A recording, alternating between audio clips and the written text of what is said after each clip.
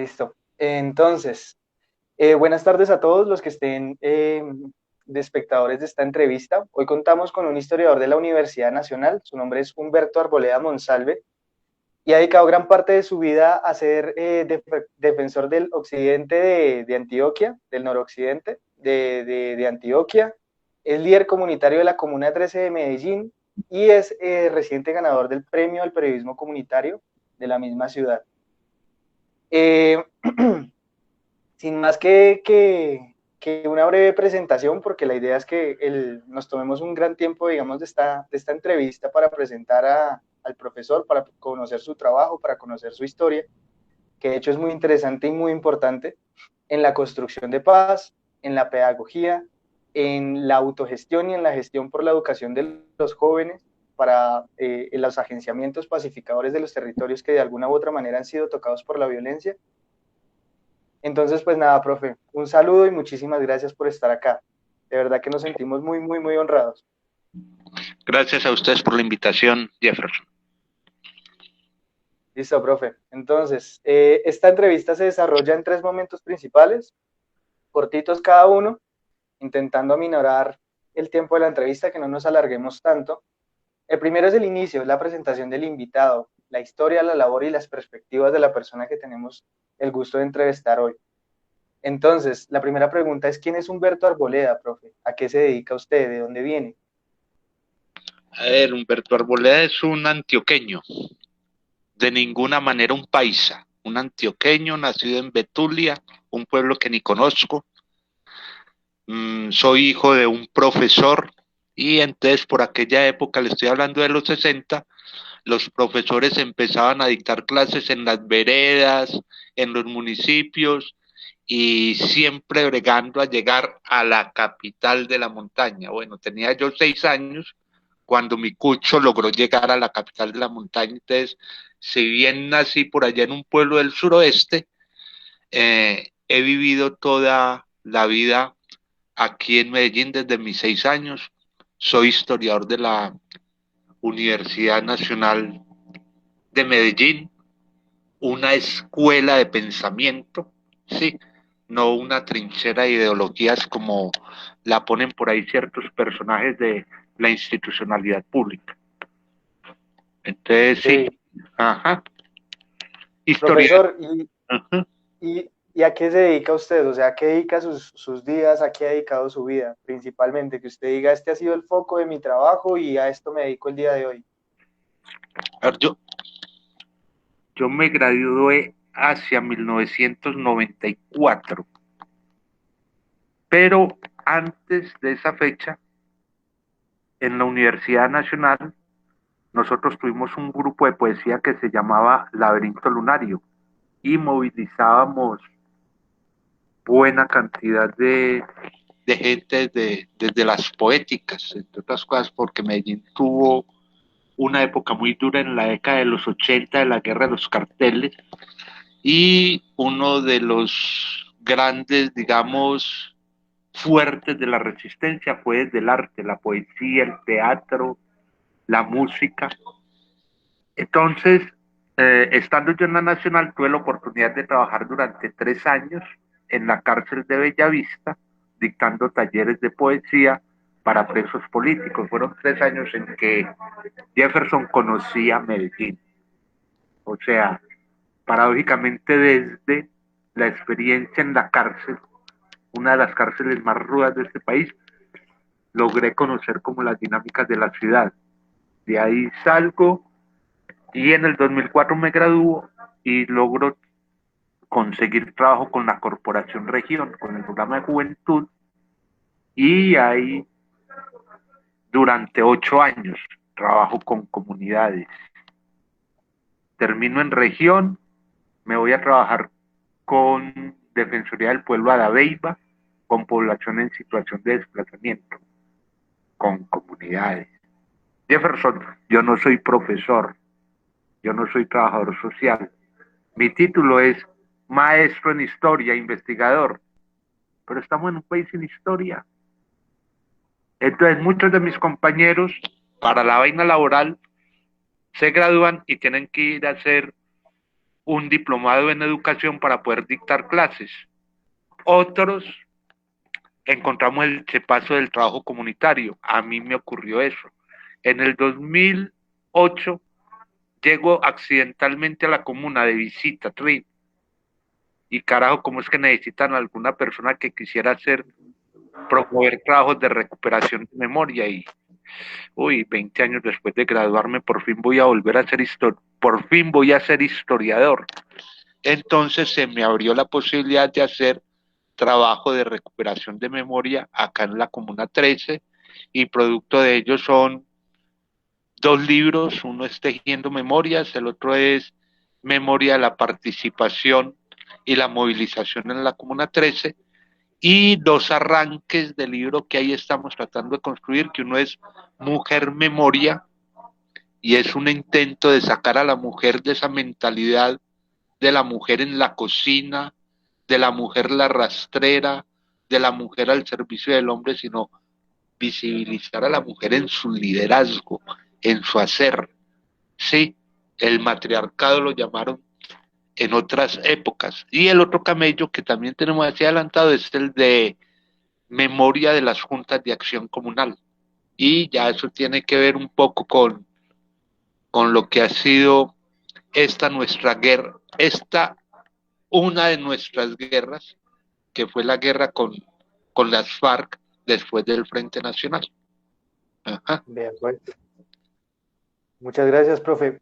Y acá me surgió una duda, maestro, y es, usted dice que 20 años después de graduarse volvió a la historia, volvió a trabajar memoria, pero que estuvo siempre metido en este cuento de la educación, Ajá. de formar la juventud. Entonces yo me pregunto, ¿de dónde y en qué momento aparece ese interés suyo personal, ¿cierto?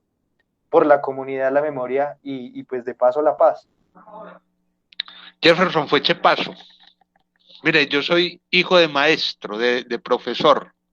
Maestros tenemos muy pocos en este país. Mi papá firmó mi expulsión de la Normal Nacional de Varones. Yo era alumno de la Normal y él era el director de grupo. Y estaba en noveno, en décimo, no, en noveno, cuando lo llamábamos cuarto de bachillerato, no fue ayer. Y él firmó mi expulsión de la Normal. Después me confesó de que él no quería que yo me ganara la vida tirando tiza. Y bueno, aplausos, se lo agradezco, entre otras cosas, porque en la docencia formal no me ha ido muy bien. Me ha ido más bien en la educación no formal e informal, porque es que es diferente uno hacerse al frente de 50 pelados que no están en el aula, sino en la jaula, oyendo lo que no les interesa, porque es que los pelados no van a la escuela a aprender, sino a encontrarse con sus amiguitos. Que uno encontrarse con 10 12 pelados que vienen a un taller a estar con uno 4 horas, 5 horas, 6 horas, pero que vienen a aprender, que vienen a preguntar, que vienen deseosos porque la escuela, nada. En la familia, nuestra familia no es educadora, nuestra familia es castigadora, ¿sí? Y mantenedora de tradiciones.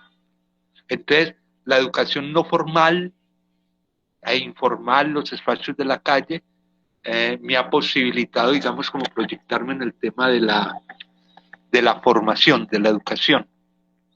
Entonces ahí ha sido más como haberme encontrado el trabajo con las comunidades, digamos como un chepazo, decimos los antioqueños, ¿sí? Y ahí he logrado, digamos, como hacerme educador no formal o educador de calle, le decimos nosotros, y de contragolpe ser historiador en el trabajo de memoria. Además, porque en la universidad nunca vi áreas relacionadas con la memoria oral, por ejemplo, que es mi fuerte. Sí, era más catedrático, más la escuela francesa, etcétera, que no el tema de las comunidades. Y en un país sin memoria como en el que estamos, es desde esas localidades, desde esas pequeñas localidades, desde donde podemos reventar nuestra historia, porque ahí están los testigos directos, ahí están los testimonios, ahí no la tenemos que jugar es con alfabetidades, porque yo me encuentro con un señor como don Félix Endaveiva, que no sabe leer y escribir, pero nos coge Alfredo Molano y yo durante 3 días a decirnos cuál fue la guerra en el nudo de Paramillo en los años 50. Un analfabeto. ¿Analfabeta él o analfabeta nosotros? Ahí es donde queda la pregunta. Claro, sí, señor.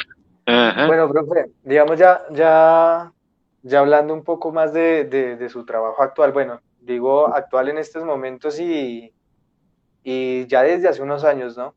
Que es como tal en la comuna, la 13. ajá. Eh, Colombia, a raíz de, pues sí, de los productos de entretenimiento sobre todo, porque tristemente no de los productos de educación, de los productos de conciencia, los productos de entretenimiento, uno tiene una imagen muy particular, sobre todo de la comuna y de la comuna 13. Uh-huh. Entonces yo le quería preguntar a usted qué significa trabajar comunidad, paz y juventud en la comuna 13 hoy en día, para usted. O sea, ¿qué es el día a día? Es la apuesta por mostrar vida, hermano. Aquí hay un talento del carajo. Eh, esta comuna tiene alrededor de 150 militantes. Gente llegada de muy diversas geografías y que se pobló principalmente entre las décadas de los 80 y los 90. Eh, como en todo territorio, sí, hay ley, hay la ilegalidad. Esta pandemia nos ha mostrado unos índices de desempleo altísimos, unas tasas de desescolarización altísimas. Y si tuvieran para mostrar estómagos, mostrarían estómagos bajísimos. Sí. Eh, entonces, trabajar en la Comuna 13 es salir sin el prejuicio, es salir a hablar con la gente común y corriente para que nos cuente sus experiencias y entre esa gente común y corriente, uno Profesor, discúlpeme, qué pena, podría acercarse eso. Qué sí, pena, gracias. empieza uno a pillar talentos, a pillar vida. Alguna vez haciendo un trabajo en Trujillo Valle 2010, más o menos, 2009-2010, yo soy un adicto a los noticieros, mantenerme informado. Y algún día llegué ahí al parque donde veía las noticias, llegué 10 minutos tarde. La, la noticia con que abrieron, 3 muertos en la Comuna 13 de Medellín. ¡Ah! Claro, cuando llegué, mis 4 o 5 amigos con los que había todo, en una conferencia tenaz sobre la Comuna 13 y los tesos de la Comuna 13, y de pronto uno se percata de que yo llegué y me dice, ve hombre Humberto, vos que dice en Medellín, ¿qué nos decís de la 13? Y yo no, pues que yo vivo en la 13, hermano. Ahora, ¿de ustedes quién ha ido a Medellín? Ah, pero conocen muy bien la 13. Entonces, somos una cultura formada desde el comentario, desde el que hubo. Aquí la gente se lee a las 7 de la mañana el que hubo y a las 8 de la mañana ya sabe cómo arreglar el país. Somos una cultura iletrada. Ahora, ¿cómo lograr sobresaltar eso y entendernos con la gente, subir a las comprensiones de la gente? Cuando trabajé con jóvenes, me tocó aprender eso. Me tocó aprender que es que los jóvenes no tienen que llegar a mi comprensión, sino yo subir a la comprensión de ellos. Porque en la medida en que yo pueda subir a esa comprensión, puedo ponerme en línea y hablar sobre las mismas jergas, sobre las mismas problemáticas y comprender esas expectativas que ellos tienen. ¿Sí? Expectativas. Porque aquí nosotros arrancamos un proyecto partiendo de las necesidades. Entonces tenemos hoja de vida, que es lo que nos piden para camellar con V. Pero entonces, ¿dónde queda la hoja de vida? ¿Dónde quedan nuestros sueños? Que esa que nos debemos. A esa no nos da tiempo, hermano. En un momento como el actual en Colombia y siendo conscientes de una realidad que no podemos negar y que es necesario no negar y mirar de frente y enfrentar como los líderes sociales y la problemática de su asesinato acá en Colombia, le quisiera preguntar a usted, ¿su trabajo ha llegado a significar algún riesgo para su vida en algún momento? Alguna vez tuve un incidente en Dabeiba, que me dieron 24 horas para salir. Afortunadamente tenía un buen respaldo institucional que era la Defensoría del Pueblo y la Fuerza Pública de Dabeiba. Mejor dicho, al comandante de la Comuna 20 le tocó cuidarme y decirle a sus muchachos, no me maten a este huevón que me embalan. Sí, pues porque para nadie es un secreto cómo se ha movido este país como democracia autocrática. Sí. Eh, a partir de todo este moverme he aprendido el tema de la prudencia, de la confidencialidad, o sea, ojos bien abiertos, orejas bien abiertas, sí. El tema es cómo decirlo, dónde decirlo, sí. Porque donde yo me ponga a tirar todas las que sé, se me cierran las posibilidades para decir muchas cosas que todavía hay que decir, sí. Y lo otro es que este tipo de camello no es que le plazca a mucha gente, sí. Y uno se dibuja los mapas. Entonces yo personalmente me muevo en esta comuna tranquilamente porque tengo la capacidad de hablar con el inspector de policía y con el jefe de tal combo de la agonía, por ejemplo. Ay, charlamos, sí. Su Claro. cuento es ese, listo, bacán. El mío es este, respetémonos, ta, ta, ta. Y entonces, un poco la prudencia y la confidencialidad me han facilitado, ¿sí? A hacer el trabajo que tengo y moverme tranquilamente. Yo te digo, Jefferson, yo no tengo problema en llegar a la Comuna 13 a las 2 de la mañana. Tranquilo, voy es para arriba. Nadie me jode, ¿sí? Claro. Uh -huh. Yo creo que eso es algo que se adquiere con la experiencia, ¿no? Uh Con los -huh. años, Sí, con los claro. sustos, con los Sí, sustos. para eso no hay manuales llave. Sí, eso lo aprende uno es caminando. Sí. Bueno, para los que estén ahorita escuchando esta entrevista que en realidad está siendo muy fructífera, muy enriquecedora, entramos ya como a un segundo momento que es como hablar un poco de la paz, el contexto y los aportes del trabajo de Humberto pues al pensamiento colectivo sobre la paz de Colombia y sus territorios. Humberto, por qué es necesaria la paz? ¿Y por qué es necesaria en Medellín y por qué en Colombia? Parece porque no sabemos qué es eso. Mire, supuestamente nos independizamos, no, grito independencia en 1810. Y ojo, el primer campanazo, patria boba. O sea, entre estos criollos matándose a ver quién era el que estaba al frente. Y ahí durante 10 años los españoles nos recapturaron y tal. Y de ahí para acá, ¿usted sabe cuántas constituciones tuvo el siglo XIX? 16. Cada una precedida de una guerra civil. Y llegó la del 86 y el Partido Conservador encerró a todo este pueblo. O sea, no hemos tenido un minuto de paz, de paz en este país. Siempre ha sido el conflicto. Yo por eso siempre he afirmado que nuestra bandera de Colombia está hecha al revés, el rojo debe quedar arriba, porque es que ese es el que nos identifica, carajo. ¿Por qué la paz? Porque es que qué rico saber qué es eso. Porque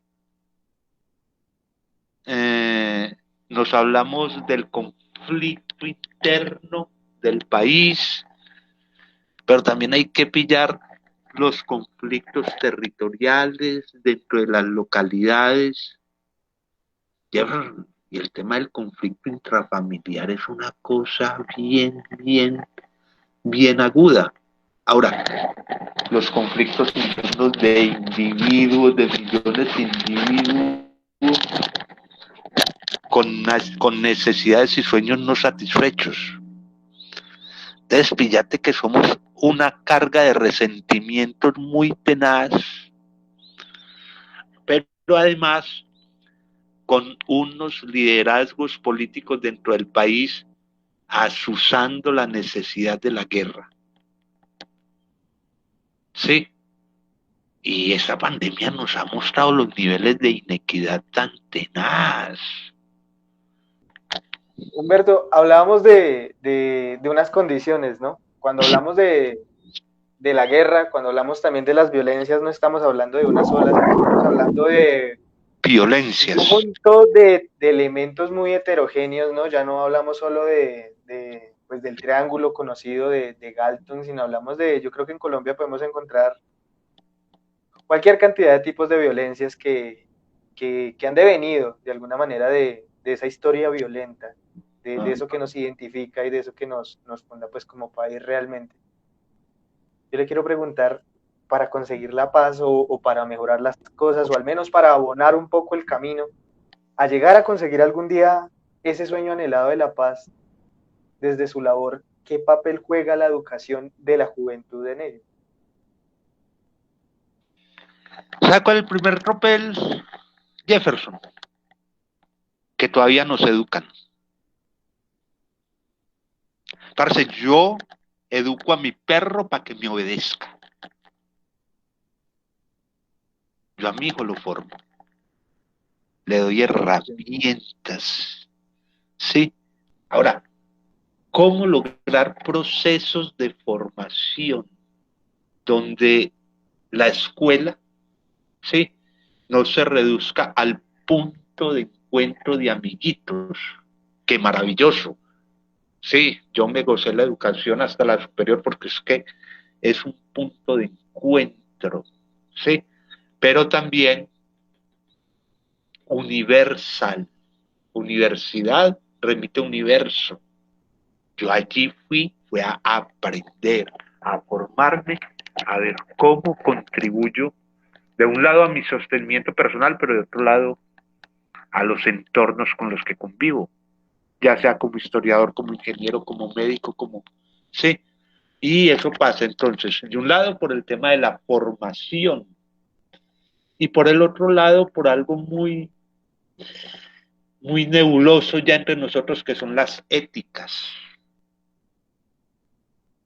Usted ha hablado de una serie de elementos y esa serie de elementos lo que hemos percibido, lo que yo he percibido es que son elementos que se articulan unos con otros, ¿cierto? Son elementos que dependen unos de otros. La formación, las condiciones, porque es muy difícil llevar a cabo procesos sin las condiciones, al menos mínimas, básicas, para poder brindar algo, ¿cierto? Pero acá en Colombia eso se ha naturalizado. Y usted ha reiterado varias veces que la pandemia ha desnudado un montón de cosas y es evidente, un montón de inequidades, de situaciones irresolutas de cientos de años, que hoy, o no hoy, que todos los días, durante mucho tiempo, en Colombia se presentan en los territorios, pero que con la pandemia, sobre todo en los primeros meses del encierro, de la cuarentena, Ajá. se hicieron públicos, ¿cierto? La inequidad, las personas que no tenían con qué comer, la informalidad del trabajo. El trapo Y un rojo. largo, exactamente, el trapo rojo. Y un montón, y un etcétera bien largo. Yo le quería preguntar a usted, ¿cómo podemos pensar en ese cambio positivo? en un momento como el actual, debido pues al COVID-19, a la pandemia? ¿Cómo en medio de esta crisis que se le suma una crisis más grande, usted piensa que podemos empezar a pensarnos, repensar y reflexionar acerca de ese cambio que evidentemente necesitamos? Fernán Brudel, historiador de Anales, introdujo tres conceptos muy hermosos en la historia que fueron la corta, la mediana y la larga duración. Aquí estamos, es en el tema de cambio de mentalidades, y eso no son procesos que se den así, ¿sí? Eh, porque andamos entre dos polos, o sea, unas élites bien apoltronadas, bastante egoístas, y que el cambio para ellos pasa es por Wall Street, ¿sí? Pero una base popular, me perdona la expresión, que no necesita rodilleras porque nace con callo en las rodillas y es casi que totalmente incapaz de movilizarse por sus derechos. Ahora, cuando se moviliza por sus derechos, Verbigracia pasó el año pasado, ¿sí? Mire la represión como llega, porque creo que es de los únicos países del mundo que tiene policía armada. O sea, una policía con armamento más fuerte que el del mismo ejército. Y la policía, por principio, es un cuerpo civil. Entonces, tiene que pasar por un cambio de mentalidad tanto en las élites como en la base popular, donde siquiera alcancemos a imaginarnos que la equidad es una palabra que está presente en el diccionario de la Real Academia de la Lengua. Entonces, los cambios sí, pero a largo plazo, porque ya estamos probados que eso por las armas, ni por el carajo. Y por la vía política bien difícil, porque yo creo que Colombia en este momento tiene más de 35 partidos políticos. Pero hace 40 años sufríamos porque había sino dos. Y ahora estamos en una colmena de partidos políticos donde no sabemos quién es quién. Entonces, por la vía electoral, bien difícil. Y por la vía armada ya estamos probados que tampoco. Humberto, y eso abre la pregunta, nos lleva a una pregunta bien interesante y es que ya llega el 2021, se abre Uh-huh. una nueva década de un nuevo milenio. ¿Cuáles son sus pensamientos respecto a este cambio de cara a esta nueva década? ¿Cuáles serían esos puntos clave, esos elementos importantes que habría que tener en cuenta? Yo creo que el primero sería que logremos comprender y poner en práctica eso de la democracia participativa. Pero el otro, considero que se requieren procesos largos de formación entre las comunidades, pero de formación, no de promesas, no de irles y decir es que a estos tres tallercitos tenga este mercado y le voy a solucionar el problema y dentro de 10 años ya ni se acuerdan. No, de estar en contacto directo y de que construyamos país entre todos. Pero, como te decía ahora, son procesos lentos. Pero ahí y es donde yo llamo a las éticas, donde uno le dice a una clase política de la que desgraciadamente no se puede esperar ninguna ética, ¿sí? Pero le pide uno a una clase política, piensen quién los trajo acá. Humberto, y cómo pensarse ya, no hablamos ya de comunidad, no hablamos de formación, sino cómo en medio de tantos elementos de los que hemos hablado, que se han presentado a lo largo de esta charla, ¿cómo pensarse la paz? ¿Ok? ¿Cómo uno desde su labor pensarse eso que no se conoce? Jefferson, aprender a saludarnos. Empecemos por ahí, aprendamos a saludarnos. Generemos confianza dentro de las comunidades. Mire, yo llevo aquí 12 años y conozco cantidad de gente nacida y criada en la Comuna 13 que no conoce la Comuna 13. Entonces, ¿yo cómo le voy a apostar a la paz por una comuna que ni siquiera conozco? Conozcamos los territorios, generemos confianzas entre los habitantes de todos los géneros, de todas las condiciones, de todos los estratos sociales, y construyamos propósitos comunes. ¿Cómo irlo logrando a país? Mire, este alcalde de Santa Marta y este gobernador de Magdalena llevan unos procesos maravillosos de recuperación, sí, pero ahí se les vino la mafia no, perdón, la clase política a cerrarles el camino. Y entonces, ¿cómo hacemos? ¿Cómo hacemos? Sí. La charla que hemos tenido devela unas cosas que son normalmente muy obvias, pero que uno tiende precisamente a no prestarle atención, valga la redundancia, a obviar, ¿no? Y es que el sueño de la paz realmente necesita de una articulación, no solo de procesos, sino una articulación humana, una Mm. articulación comunal, Ajá. de conocer al otro, pues porque de conocer y reconocer al otro, ¿verdad?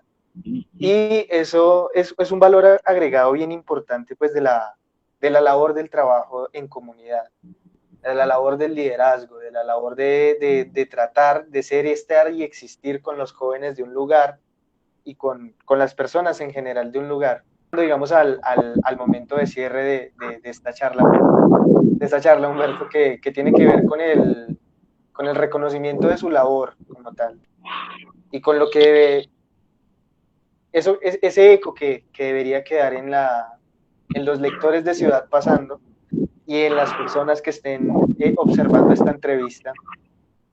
A partir de eso que acabamos de mencionar, ¿qué significó para usted ser uno de los ganadores al premio de periodismo comunitario de la ciudad de Medellín? ¿Y cuál fue el proceso? ¿Cómo fue ese proceso para llegar ahí, a ese reconocimiento? Bueno, antes de esa es, no miremos a los jóvenes ni a los niños como futuro. Si los logramos mirar como seres actuales y actuantes, podemos contar con ellos en la mesa. Pero no les podemos decir que sigan esperando. Ellos no son futuro, ellos son actualidad. ¿Sí? Y si no pille, ¿dónde emerge el sujeto joven en este país? Cuando un pelado de 16 años mató a Rodrigo Lara Bonilla. Ahí sí empezaron a ser importantes los jóvenes. ¿Sí? Porque son actores, porque son capaces de matar. Antes no. Ahora, ¿cómo llego yo? Pues lo gracioso es que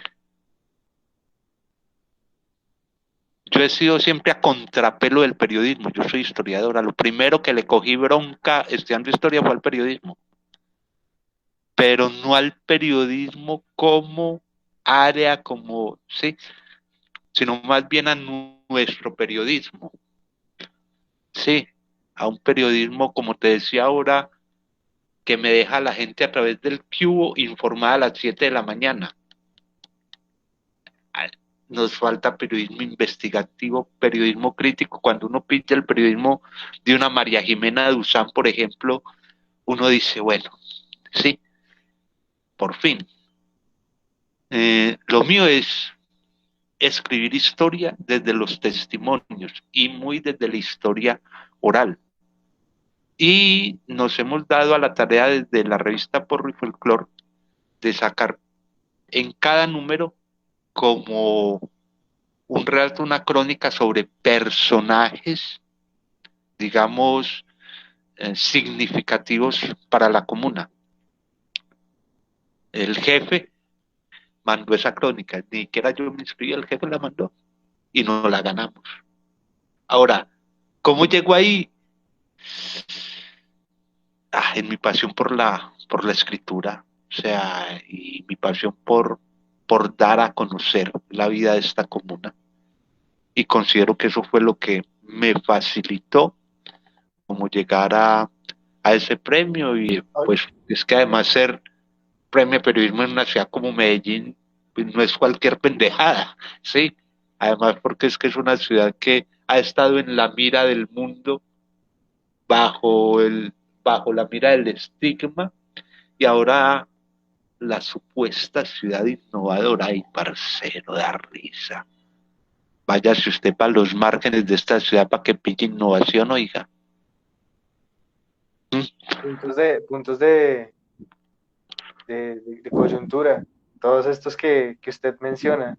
Ajá. Me trae muy a colación el término de, no los no lugares, porque esos ya se ha hablado mucho, sino de estos lugares invisibles que hablaba Bauman, y son estos lugares que no hacen parte del mapa, ¿no? No hacen parte de las Ajá. estadísticas, pero que sí contienen el grueso de la población, el ¿Cómo grueso de los... meterse a esas fronteras invisibles? Jefferson, es eso, ¿cómo meterse a esas fronteras invisibles? Bauman lo camella bacán, ¿sí? En esta labor tan ardua, usted ya dice que lleva 12 años en la comuna. Ya hablamos de que en algún momento le dijeron, tiene 24 horas para salir, no ahí, sino en otro lugar donde habitaba usted antes, En Naveiva. donde trabajaba. Pero algún momento importante, profesor, de su labor, que usted haya dicho, este momento marcó mi carrera profesional, marcó mi vida, que usted nos quiera compartir. ¿Hay algún momento así que usted se le venga a la mente, que usted haya atesorado en su memoria? Mi trabajo con presos políticos en Bellavista. Ahí inició todo el camello de trabajo comunitario. Y, y haber compartido con esta gente, ¿sí? Porque además eran presos políticos, ¿sí? De las milicias bolivarianas desmovilizadas. Ajá. Entonces, eh, conocer ese mundo de la cárcel, de las necesidades de esta gente, todos esos mundos, para mí fue bien, bien significativo y considero que eso me marcó en lo que ha sido mi vida profesional, que soy de formación historiador académicamente, pero también trabajador de calle en mi experiencia de trabajo con las comunidades. ¿Qué fue lo que usted aprendió de ese punto de su vida? ¿Qué fue lo que usted se llevó? Que usted dice, esto fue lo que yo aprendí y esto es lo que he aplicado de ese momento al resto de mi carrera. Que con nada se puede hacer todo, que con todas las puertas cerradas, mejor dicho, que las puertas no me las cierra nadie, que si hay preguntas y si hay voluntad, hay posibilidad de creación. Siempre que haya preguntas, siempre que haya problemas, hay posibilidad de creación. Le temo a los momentos fáciles. No, si no hay problema, no hay vida. Humberto, ya esta sería la última pregunta de esta corta entrevista que esperamos que las personas que la estén escuchando, que la estén viendo en este momento, les haya significado algo. Han dicho cosas muy importantes y es un adjetivo que me gusta utilizar, yo diría potentes, para la labor de pensarse un país mejor, para la labor de querer reflexionar sobre algo diferente, conocer unas comunidades y unas realidades que traten mejor a la gente, en las que uno pueda soñar un poco más. Entonces, Humberto, mire, de cara a que, como le mencionaba, la transcripción de esta entrevista va a aparecer en, en la revista Ciudad Pasando, y esta es una revista científica dedicada, pues en su mayoría a temas de construcción de paz, pedagogías para la paz, educación para la paz, y este gran techo que significa pensarse un país pacífico y reconciliado, un tejido social que esté en mejores condiciones que el que tenemos ahora. ¿Qué mensaje quisiera usted dejarle a esos espectadores y lectores? Que este país es una cosa muy hermosa para construir y que necesites de ganas, hermano, porque esto es una cosa muy linda de construir y que no desperdiciemos la oportunidad desde la labor de cada quien de aportarle a construir este país y a defender la paz, a defender la paz, porque es que sentar a ese combo no fue fácil, ¿sí? Y hay que sentar los otros combos, porque no necesitamos armas. Tenemos demasiada tierra, tenemos demasiada riqueza, tenemos demasiado talento para construir un país hermoso. Más que un mensaje, es como un clamor. Humberto Arboleda Monsalve, muchísimas, muchísimas gracias de verdad por regalarnos un poco de su tiempo. Sabemos y conocemos pues que el trabajo de la calidad que usted realiza pues necesita de tiempo. Eso no es algo que uno tenga dedicado 2 horitas al día, un ratico al día, sino eso es un trabajo de la vida, un trabajo desde que me levanto hasta que me acuesto. Entonces, de verdad que muy agradecidos desde el Instituto de Paz de la Universidad Distrital, desde el grupo editorial de la revista Ciudad Pasando, con usted por habernos ofrecido, habernos atendido y haber estado en la disposición de compartirnos sus pensamientos y perspectivas, pues de cara a este presente y a lo que se viene con la llegada del nuevo año. De verdad, muchísimas gracias. Jefferson, muchas gracias a usted, hermano, por confiar en todo este caspazo. Y estamos es para eso, ya vea, corazón abierto para las que sea.